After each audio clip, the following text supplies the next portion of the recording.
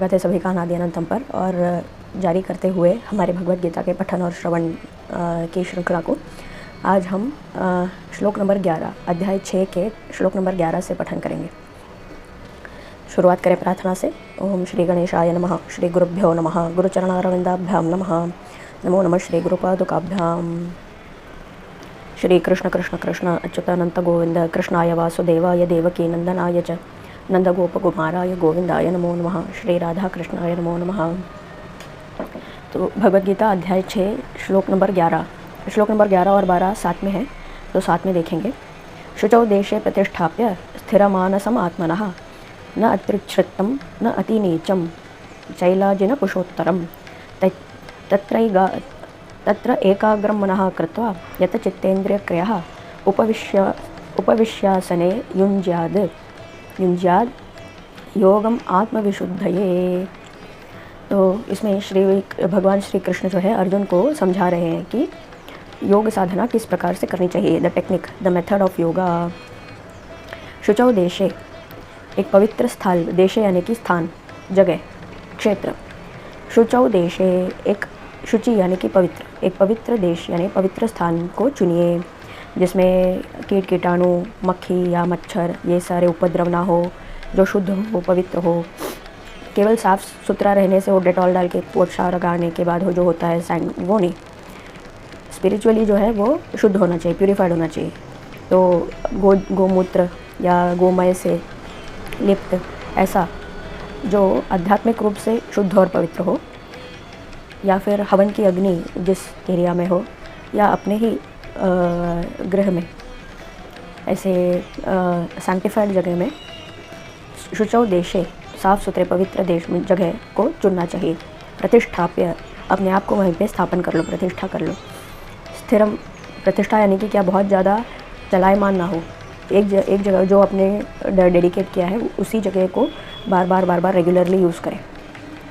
तो प्रतिष्ठाप्य इस शब्द का अर्थ इस प्रकार से हुआ है। स्थिरम आसनम आत्मनः, तो स्थिरम आसनम, अपने जो आसन है, अपना जो पोस्टर है, बैठने का पोस्टर, उसे स्थिर कर लीजिए, उसे फिक्स कर लीजिए। आप किस प्रकार से रोज़ बैठेंगे, तो पद्मासन है, सुखासन है, ऐसे कौन से पोस्टर में आप कंफर्टेबली, आपका शरीर हिले डुले बगैर रह सकता है कुछ देर तक, तो उस पोजीशन को आप फिक्स कर लीजिए। स्थिरम आसनम आत्मनः, अपने आप का जो आसन है उसे स्थिर कर लीजिए। न अति उच्छ्रितम, तो बहुत ज़्यादा ऊंचा भी नहीं, न अति नीचम, बहुत ज़्यादा नीचा भी नहीं। चैलाजिन कुशोत्तरम, तो न बहुत ज़्यादा ऊपर न बहुत नीचे, ग्राउंड से थोड़ा ऊपर, ऐसे एक आसन अपने लिए क्रिएट कीजिए। और वो किस मटेरियल से बना हुआ होना चाहिए? चैलाजिन कुशोत्तरम। चैलाजिन, एक कपड़ा, सफ़ेद कपड़ा, सूती का एक सफ़ेद कपड़ा, चैलाजिन, और उसमें जो हिरण है, हिरण का स्किन, डियर स्किन, तो डियर स्किन और उस पर कपड़ा।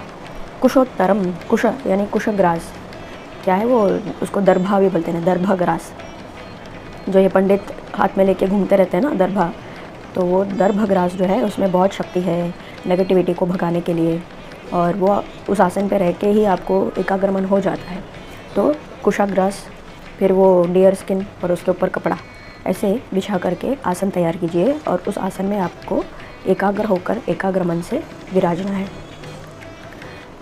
तत्र एकाग्रम मनः कृत्वा, तो वहाँ पे उस आसन में एकाग्र मन बना करके, यत चित्त इंद्रिय क्रिया, अपने इंद्रियों की, ज्ञानेंद्रिय और कर्मेंद्रिय दोनों को रेगुलेट करके, यत चित्तेंद्रिय, अपने चित्त से रेगुलेट कर लो, यानी कि बहुत बार उठ के जाना ना पड़े ऐसे, और मन से कहीं जाना ना पड़े, आँखों को यहाँ वहाँ भटकने ना दें, कानों से बहुत सारे शब्दों को ग्रहण ना करें, ऐसे सभी प्रकार के डिस्ट्रैक्शंस को, डिस्टर्बेंस को कैंसिल करके, न्यूट्रलाइज करके एकाग्र मन से एक जगह पे स्थित हो जाए। उपविश्यासने, उपविशतु आसने, उपविश्यासने, उस आसन पर बैठ करके युञ्जाद, प्रैक्टिस करिए। क्या? योगम आत्मविशुद्धये, इस योग को, ध्यान योग को बैठ करके प्रैक्टिस कीजिए। किस कारण से? किस हेतु से और इसका लक्ष्य क्या होना चाहिए? आत्मविशुद्धि। ये नहीं कि भगवान मैं इतना ध्यान करूं, मेडिटेट करूं तो मुझे ये मिल जाए, वो मिल जाए, ऐसा मिल जाए, ऐसा मिल जाए। जब योग साधना की बात आती है तो उसका लक्ष्य केवल एक ही होता है, भगवत प्राप्ति, भगवान को प्राप्त कर लेना।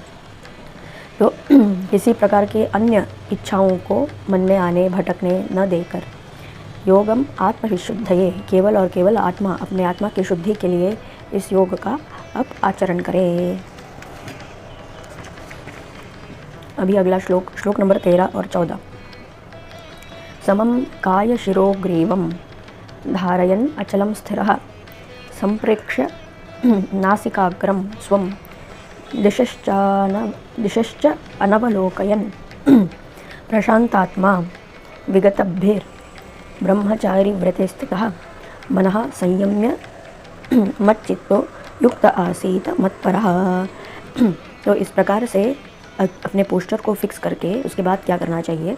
समम काय शिरोग्रीवः, काय अपना शरीर, शिरोभाग हमारा जो सिर है वो, ग्रीवः ये गर्दन, तो हमारा ऊपर का भाग सिर, ये मध्य भाग गर्दन, और नीचे का जो शरीर है वो समम कृत्वा एक लाइन में आ जाए, अलाइन हो जाए। ऐसे समम काय शिरोग्रीवम धारयन् अचलम स्थिरः, ऐसे धारयन् मतलब अलाइन करने के बाद काय को, अपने शरीर को, सिर को और गर्दन को एक समान स्थिर अवस्था में ला करके एक पोस्टर बना करके अचलम स्थिरः, उसके बाद अचल रहना है, मूव नहीं करना यहाँ वहाँ ऐसे वैसे, डगमगाना नहीं है।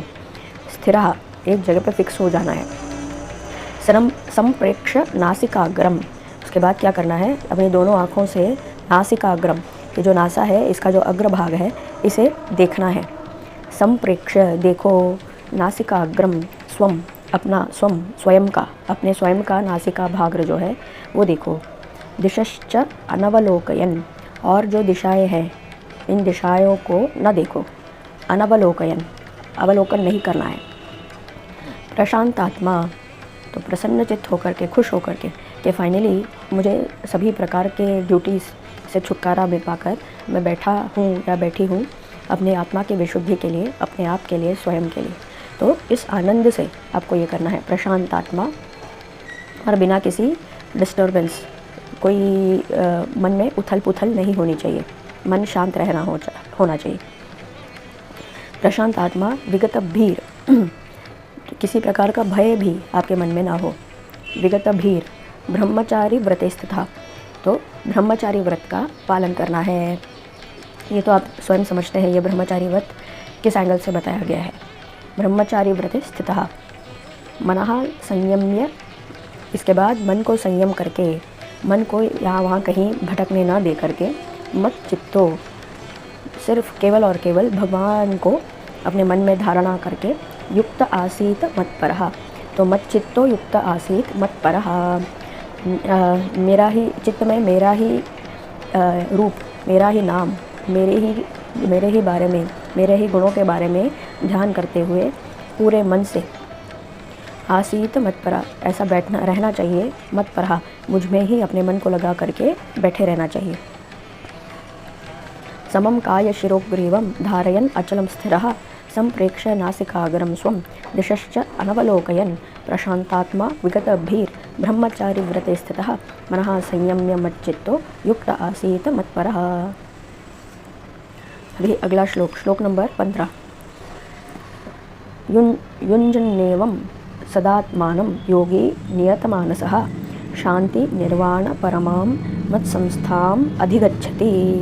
तो ऐसे कॉन्स्टेंटली प्रैक्टिस करते हुए अगर जो करेगा वो युञ्जन एवं, इस प्रकार जो कॉन्स्टेंटली प्रैक्टिस करेगा, सदा आत्मानम, सदा हमेशा रेगुलरली जो प्रैक्टिस करेगा अपने स्वयं की आत्मा को, यानी कि भगवान को जो हमारे अंदर बसते हैं उन पर, योगी नियत मानसः, तो रेगुलेटेड वे में एक डिसिप्लिन बना करके अपने मन से ऐसा ध्यान जो करता रहेगा, शांति निर्वाण परमाम, तो निर्वाण जो परम स्टेट है, जो समाधि का जो लास्ट स्टेट है वो निर्वाणम, वो निर्वाण जो है वो स्थिति परमाम पाने के बाद मत संस्थाम अधिगच्छति, मत संस्थाम मेरी संस्था को पा लेता है, भगवान के ऑर्गेनाइजेशन को पा लेता है। तो भगवान का ऑर्गेनाइजेशन क्या है? वो जो स्पिरिचुअल जो आकाश है, प्रकाश है, जिसमें सभी प्रकार के ब्रह्मांड जो है वो बसते हैं, रहते हैं। ये पूरा व्यवहारिक जगत जो है जिसमें स्थापित है, वो भगवान का जो राज्य है, संस्था है, भगवान की जो संस्था है, उसे वो प्राप्त कर लेता है। तो ये ध्यान योग जो है, ये भगवान श्री कृष्ण ने हमें बताया है बहुत सरल शब्दों में कि किस प्रकार से ध्यान करने से हमें भगवान की प्राप्ति हो जाती है। तो इतने तक आज ये पठन हम पूर्ति करते हैं। अगले श्लोक नंबर 16 से अगले वीडियो में हम पठन करेंगे। ओम तत्सर्वं श्री कृष्णार्पणमस्तु। कृष्ण कृष्ण कृष्ण अच्युतानंत गोविंद कृष्णाय वासुदेवाय देवकी नंदनाय च नंदगोपकुमाराय गोविंदाय नमो नमः।